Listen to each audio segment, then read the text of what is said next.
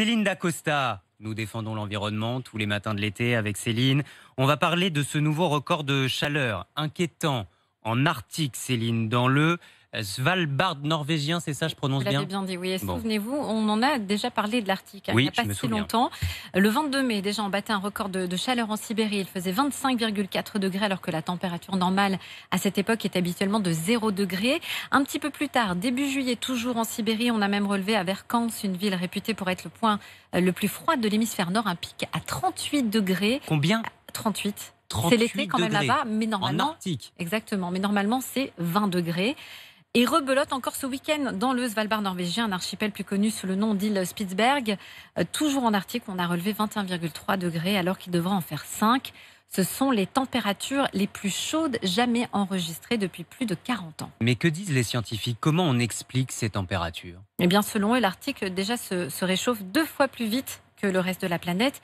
Et ce réchauffement serait dû par la formation d'un dôme d'air chaud et sec en altitude, un dôme qui crée un blocage anticyclonique. C'est la météo typique des canicules en Europe, ce à quoi il faut ajouter bien évidemment l'influence du réchauffement climatique.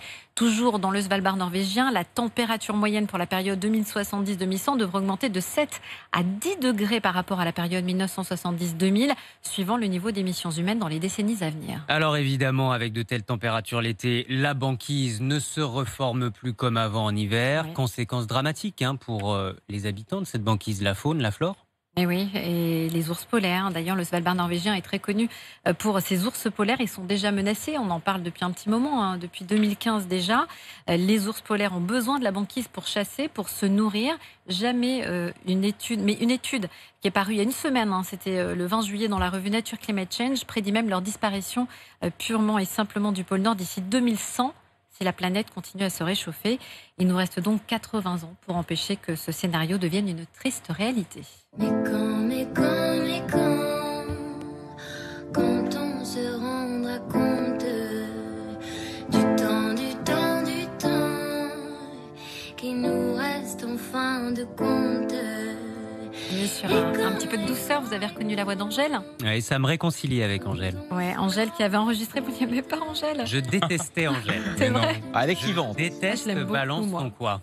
Et donc, elle a... Ah, d'accord. On l'a trop entendu. Sur ce Oui, titre, on voilà. a trop entendu. Mais je sais pas. Non, mais les paroles, je trouvais ça débile. Voilà. D'accord. Non, mais je vous Là, le dis, ça je vous vous le dis, mais là- réconcilie. J'en suis ravie, parce que moi, je l'aime beaucoup. Et ce message, elle l'avait enregistré pendant le confinement, justement, après avoir lu un article sur le réchauffement climatique. Bon, merci beaucoup Céline. Ça me réconcilie avec Angèle. Merci pour cette douceur.